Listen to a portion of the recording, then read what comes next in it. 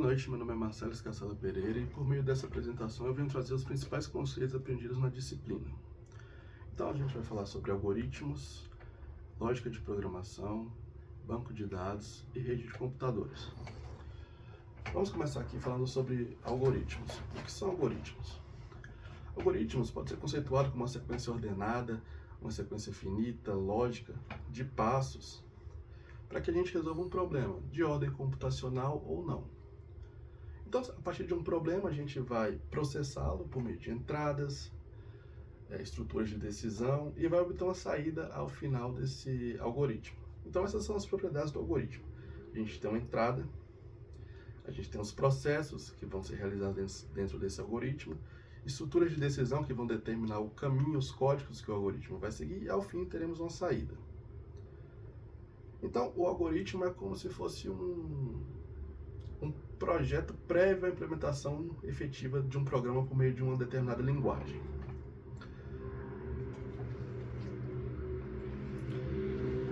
Falando aqui agora um pouco a respeito de lógica de programação, a lógica de programação diz respeito ao uso de variáveis, operadores booleanos, operadores lógicos, estruturas condicionais, operadores aritméticos, estruturas de repetição e estruturas de seleção, para que a gente possa também processar problemas e transformá-los em respostas computacionais lógicas. Então, utilizando as variáveis, os operadores, as estruturas de seleções e repetições, a gente desenvolve programas computacionais. E aqui são as principais estruturas, são os operadores aritméticos, que são operadores que a gente utiliza as operações básicas, adição, subtração, divisão, multiplicação.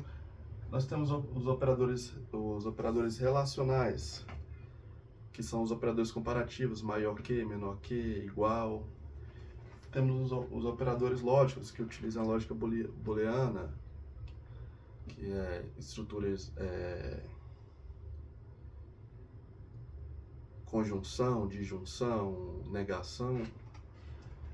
Nós temos as estruturas condicionais, que são do tipo se então, estruturas de repetição, que são loops que utilizamos para automatizar um determinado processo dentro do programa. E temos estruturas de seleção que vão definir, a partir de uma decisão, qual caminho o nosso código de programação vai seguir.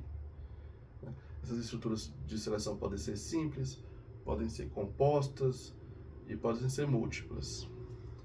Então, esses são os principais elementos para desenvolvimento de softwares, de programa em lógica de programação. Passando adiante, vamos falar um pouco aqui sobre banco de dados, notadamente sobre os bancos de dados relacionais e os bancos de dados não relacionais. Os bancos de dados relacionais, eles são os mais utilizados e são desenvolvidos por meio do conceito de relacionamento entre tabelas. Então, nós temos várias tabelas que são interrelacionadas entre si.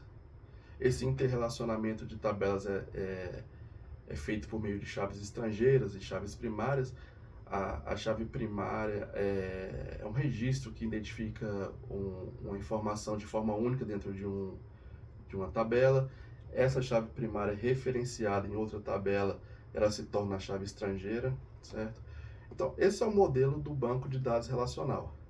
Para a implementação efetiva de um banco de dados relacional, a gente pode perpassar por três fases.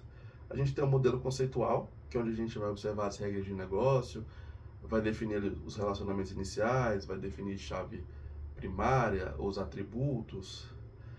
A partir do estabelecimento desse modelo conceitual, que a gente pode utilizar também os diagramas de entidade de relacionamento, onde a gente define as cardinalidades, um para muitos, nós passamos para o modelo lógico, que é onde a gente vai escolher um sistema gerenciador de banco de dados. No caso do banco de dados relacional, nós utilizamos a linguagem SQL, e a partir daí a gente vai definir, vamos normalizar o nosso banco de dados, vamos definir restrições, os tipos de dados que queremos nos nossos atributos. Então, a partir do modelo lógico, a gente vai montando realmente o banco de dados para implementar efetivamente no SGBD, que aí seria a nossa terceira etapa, que seria o modelo físico. Cabe ressaltar também que os bancos de dados eles têm como propriedade o modelo A, C e D. Então, são características intrínsecas aos bancos de dados relacionais.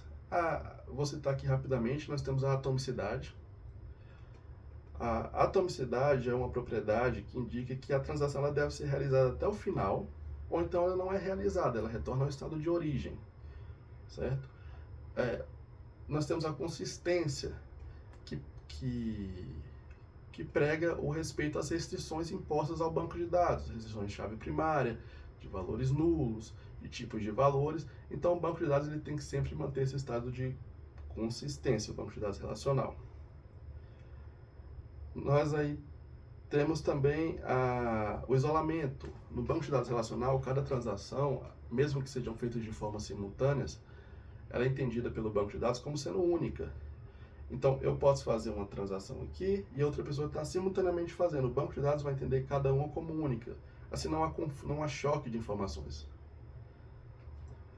E, por fim, nós temos a durabilidade, que é a característica do banco de dados relacionais, que vai assegurar que aquele registro, aquela atualização feita no banco de dados, ela permaneça no banco de dados, até que haja uma exclusão ou uma atualização do banco de dados. Então, aquela transação que foi realizada, ela permanece no banco de dados de forma permanente, certo? Passando adiante, vamos falar um pouco agora sobre os bancos de dados não relacionais. Qual a diferença de um banco de dados relacional para um banco de dados não relacional? Os bancos de dados não relacionais, eles são melhores para trabalhar com dados semi-estruturados e não estruturados.